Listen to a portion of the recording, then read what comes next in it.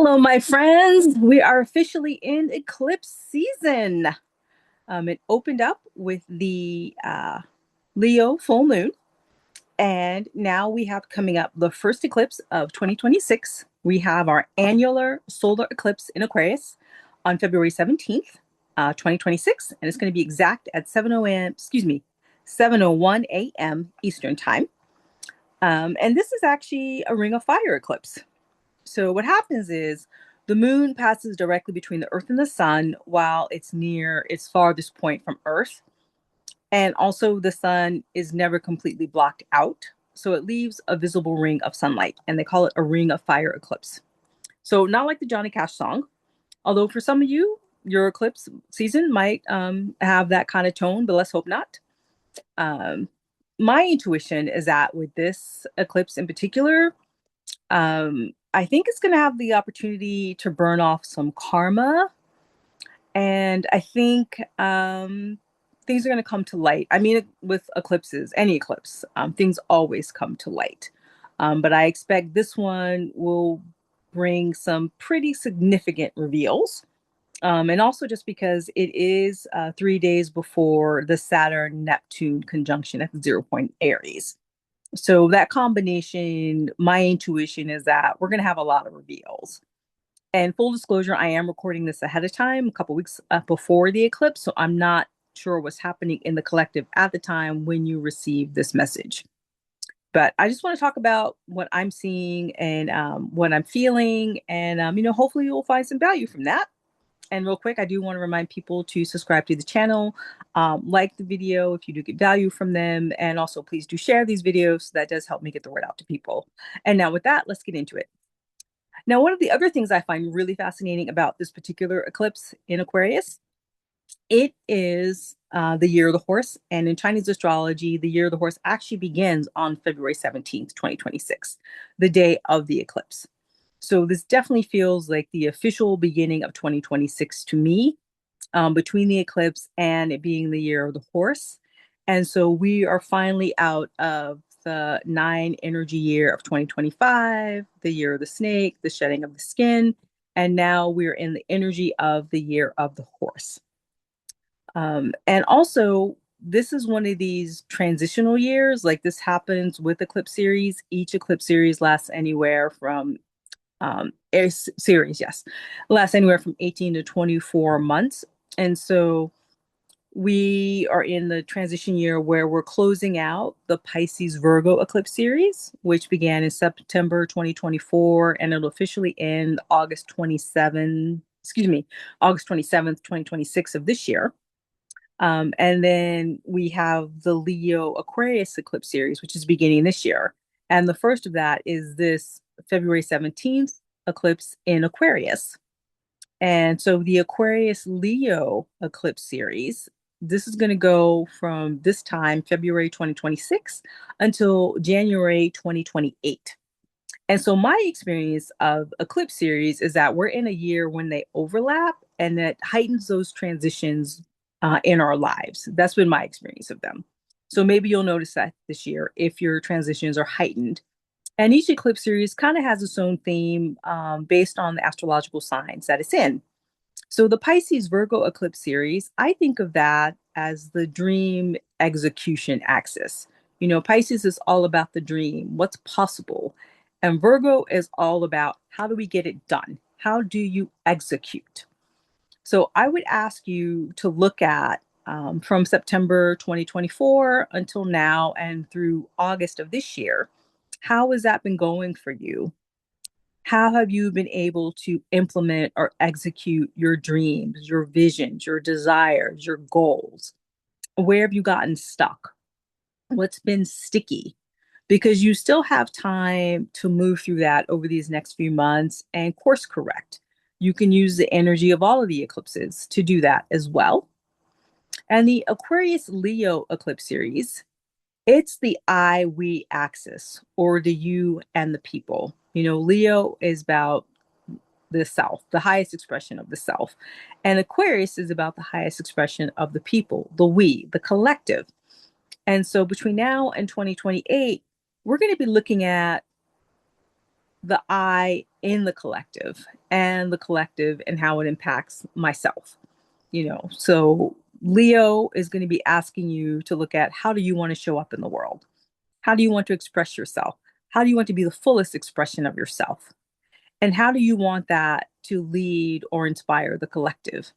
And the Aquarius part of these eclipse series is going to be asking us, what do we want the highest expression of the collective to be? What do we want we, the people, to mean? And what is that going to look like? And then I think this is going to be interesting how this plays out too, in particular in the United States and with the midterm elections coming up later this year. And I also suspect that with this February Aquarius eclipse, that people in leadership, things are going to be revealed that maybe they're not ready to have them be revealed. But basically, I feel like karma is going to be burned off or it's going to kick in.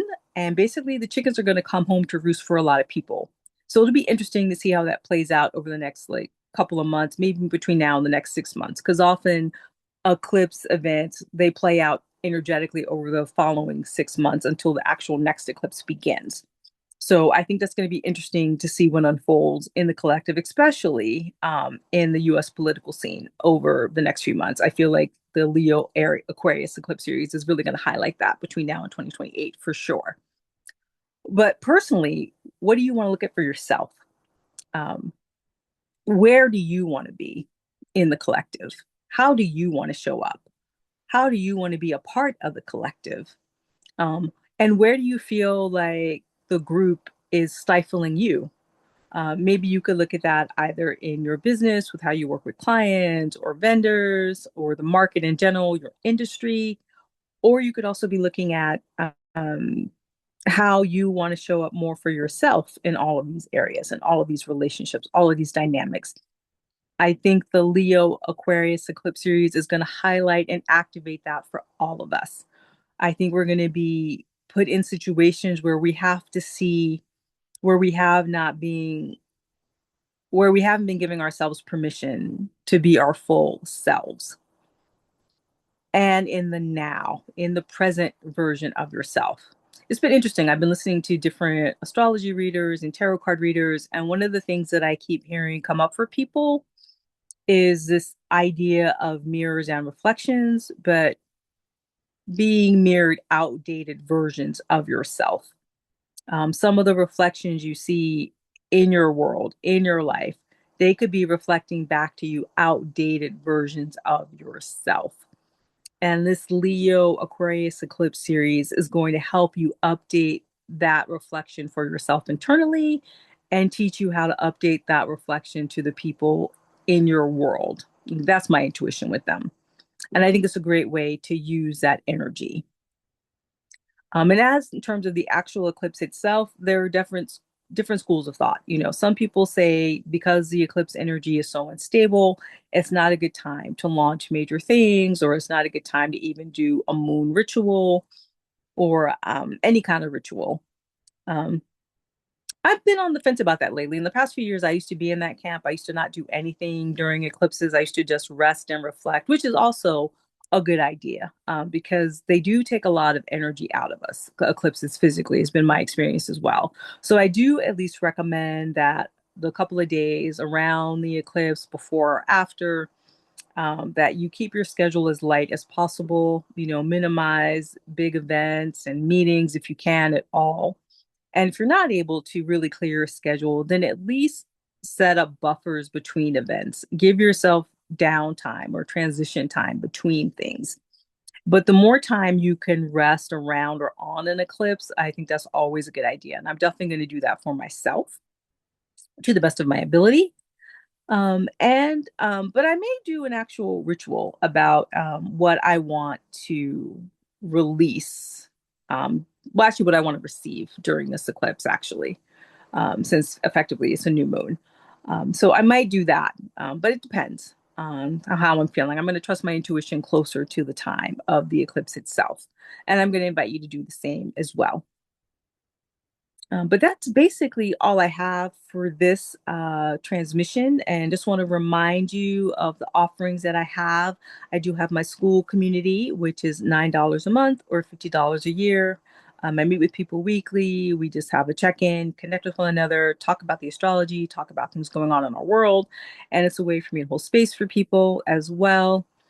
I also do have my You Illuminated session, which is my astral counseling session, where I can help you see the highest version of yourself and what's preventing you from seeing that and help you move through some of those blocks. I have a smaller version of that called Witnessing You, which is just 30 minutes for $30. So you could check that out as well. And I'll have links to that down below. But basically, well, like I said, with any eclipse, set yourself up to take your time, go at your own pace, rest as much as possible, and just see what unfolds. We are officially in eclipse season. So the full moon in Leo opened up the eclipse season. So it's a 2 week lead in to this first eclipse that's happening on February 17th in Aquarius. And then between February 17th and March 3rd, which will be the second eclipse, that's the actual eclipse series itself, or the eclipse 2 week window, as they say, the doorway. And then after that March 3rd eclipse, we have the 2 weeks after. So, what came up during those 2 weeks, you'll probably be closing up or tidying up or fixing that time. So, officially, eclipse season itself is 6 weeks, 2 weeks before, the 2 weeks between the eclipses, and then the 2 weeks afterwards. So, we're in eclipse season. It happens twice a year. And this is the first of 2026. And for the most part, I've come to embrace eclipses. I love that they show us what we need to see. Sometimes we're ready to see those truths, sometimes we're not. But either way, it is an eye opener. And it is the universe's way of saying, hey, here's where you need some course correction. And I'm supporting you in making those changes. I've got your back. So that's how I prefer to look at eclipses. And I invite you to do the same. Wishing you so much love, so much joy. Easefully yours, Darice.